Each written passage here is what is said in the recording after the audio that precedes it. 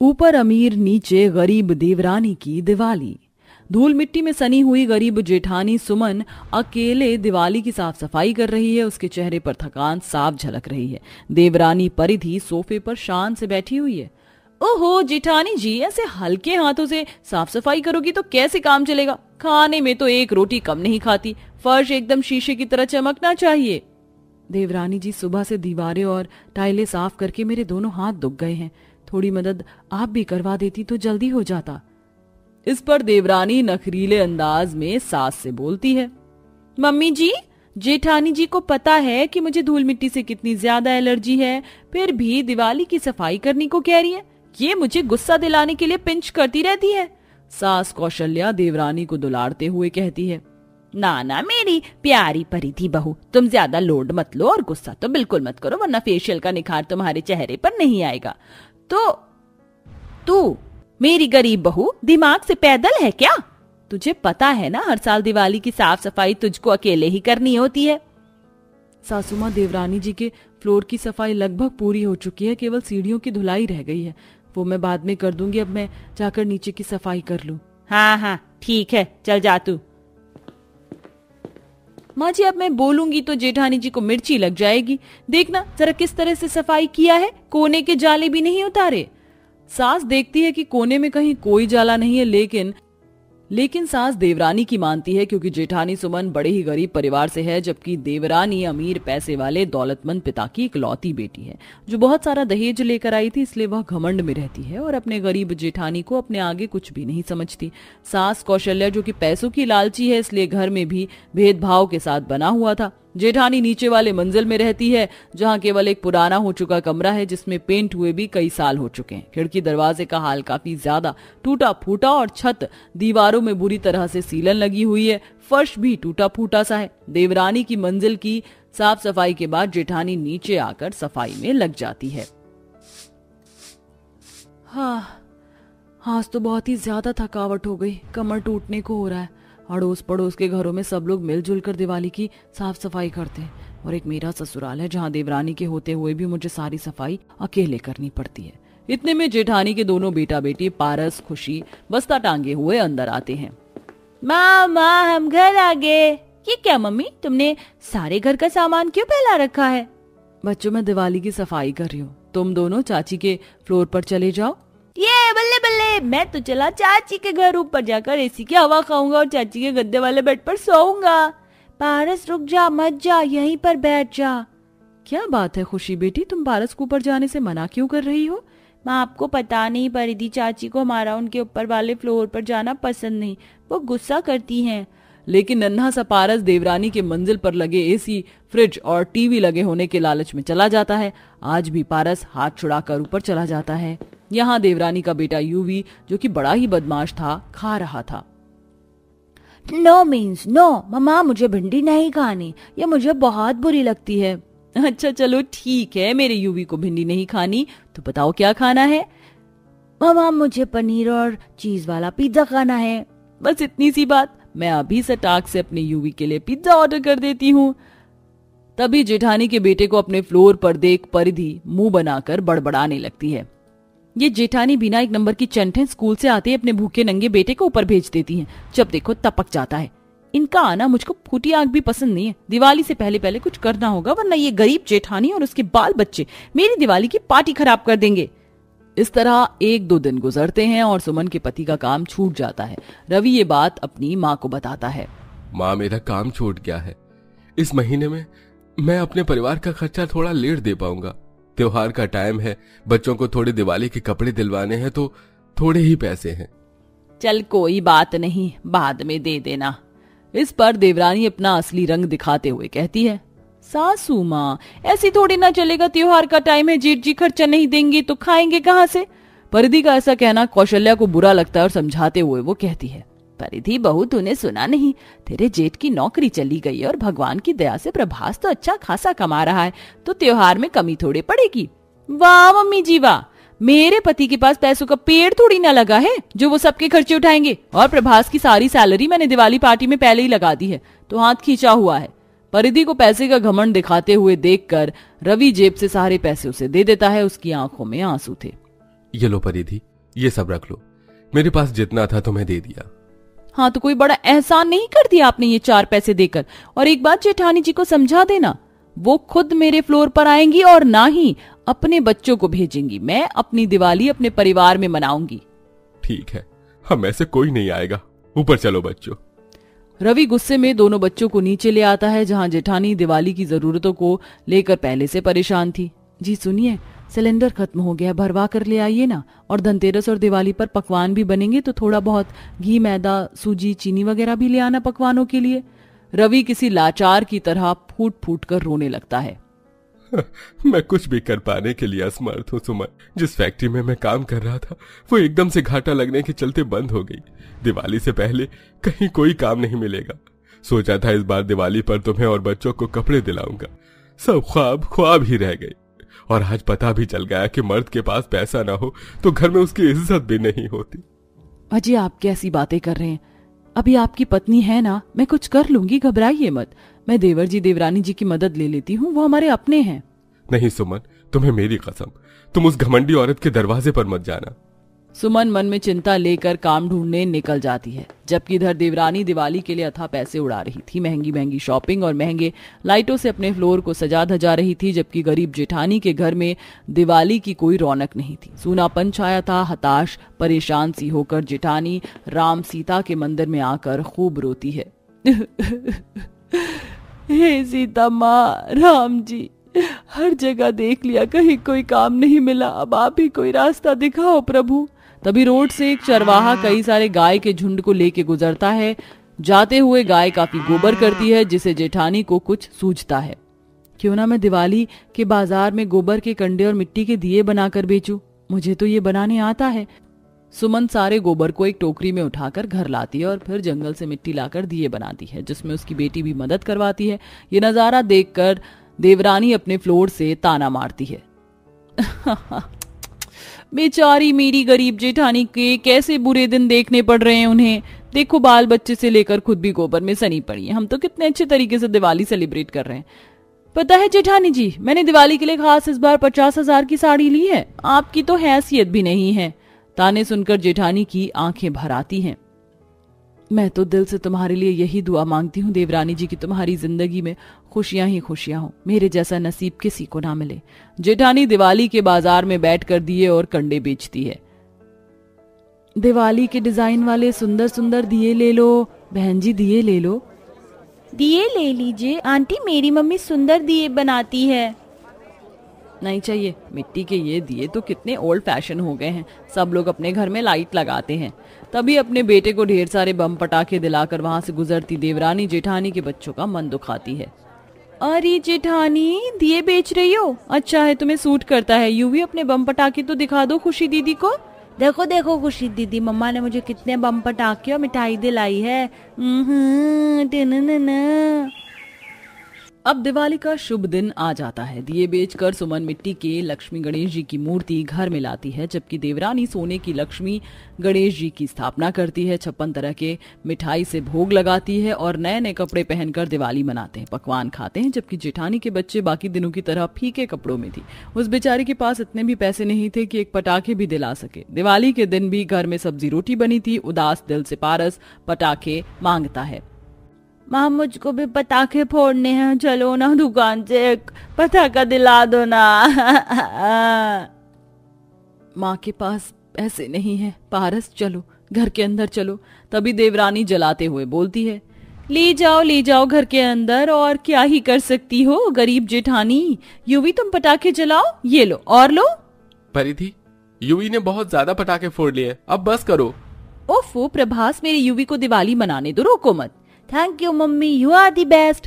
तभी उतावलेपन में यूवी जैसे ही पटाखे फोड़ने वाला होता है कि पटाखा उसके हाथ में फूट जाता है और उसका एक हाथ बुरी तरह से जल जाता है। वो बेहोश हो जाता है। देवरानी की रोने का ठिकाना नहीं था। यूवी मेरे बच्चे, आंखें खोल। प्रभास कुछ करो, अगर मेरे बच्चे को कुछ हो गया तो मैं मर जाऊंगी। क्या करूं मैं, दिवाली के चलते पूरा रोड जाम लगा हुआ है। तभी जेठानी रोने की आवाज सुनकर भागते हुए ऊपर आती है और यूवी को सीने से सटा लेती है। घबराओ मत परिधि, युवी को कुछ नहीं होगा। ऐसे घाव पर हल्दी और चूना लगा देने से तुरंत आराम मिल जाता है। जेठानी अपने बच्चे की तरह देवरानी के बच्चे के हाथ पर लेप बनाकर लगाती है, जिससे युवी होश में आता है और उसे आराम आ जाता है। अब कैसा लग रहा है? मैं बिल्कुल ठीक हूँ दाई जी। देवरानी अपनी करनी पर पछतावा करते हुए माफी मांगती है। सुमन दीदी, मुझे माफ कर दीजिए, मैंने आपके बच्चों को कभी अपना नहीं माना। जब चाहा ताना मारा, लेकिन आपने फिर भी मेरे बच्चे की जान बचाई। परिधि का पैसे का घमंड चूर चूर हो चुका था। दोनों देवरानी जेठानी मिलजुल कर एक साथ दिवाली मनाती हैं। क्या आप इस बात से सहमत हैं कि त्योहार की खुशी परिवार के साथ होती है? वेल दोस्तों, क्या आप भी दिवाली पर सोन पापड़ी के डिब्बे को इधर उधर ट्रांसफर करते हैं या खाते हैं? कमेंट बॉक्स में जरूर बताएं।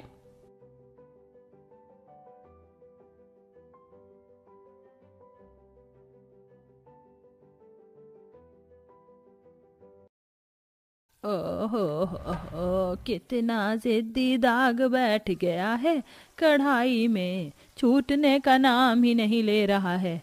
अभी खाना भी बनाना है और पौधों में बैंगन आ गए हैं। इन पेड़ों से बैंगन कितना हरा भरा लग रहा है। अरे जल्दी जल्दी बर्तन घस, मीना खेत पर भी जाना है। बैंगन तोड़कर बना देती हूँ और रोटी ही तो बनानी है, कितनी देर लगेगी। 75 साल की बूढ़ी मीना बर्तन मांज रही होती है। वहीं उसके पोते पोती धानी और आलोक झोपड़ी में बैठे पढ़ाई कर रहे होते हैं। मीना चूल्हे के धुएं में खाना बनाने लगी। आज तो ये चूल्हा बड़ा धुआं कर रहा है। पता झोंक कर खाना बनाना बड़ा कठिन है। खेती बाड़ी के बाद वक्त नहीं मिल रहा है कि उपले पाथ लूं। तभी चूल्हे पर सब्जी जलती देखकर 16 साल की धानी ने कहा, अरे दादी माँ, सब्जी तो जल रही है। क्या करूं धानी बिटिया, तेरी दादी की आंखों से दिखाई कम देता है। दादी, आज से खाना मैं बना दिया करूंगी। अरे नहीं लाडो, तू बस पढ़ लिख जा, तुझे बड़ा आदमी बनना है। ये संघर्ष मेरे हिस्से में रहने दे। धानी ने डबडबाई आंखों से दादी मीना के झुलसे कमजोर शरीर को देखकर कहा, दादी माँ, अगर आज बाबा जिंदा होते तो आपको हमारे लिए इतनी मेहनत नहीं करनी पड़ती। बहू बेटे की मौत के बाद मीना ने ही अपने दोनों पोते पोती को पाला था, इसलिए वो दोनों उसके दुख दर्द को समझते थे। मीना की आंखों से बहुत कम दिखता था, इसलिए अक्सर खाना बनाते वक्त उसका हाथ पांव जल जाया करता था। उस दिन से धानी ने खाना बनाने की जिम्मेदारी ले ली। मीना खेत चली गई। इन बैंगन की खेती का सीजन चरम पर है, इसलिए मीना सेठ लालचंद के बैंगन के खेत में काम कर रही है। मीना बिना हानिकारक खाद डाले बैंगन उगाती है। उसके हाथों में इस चीज का खूब इल्म भरा है। ये बात जानते हुए भी लालचंद अपने फायदे के आगे मीना का नाम नहीं लेता।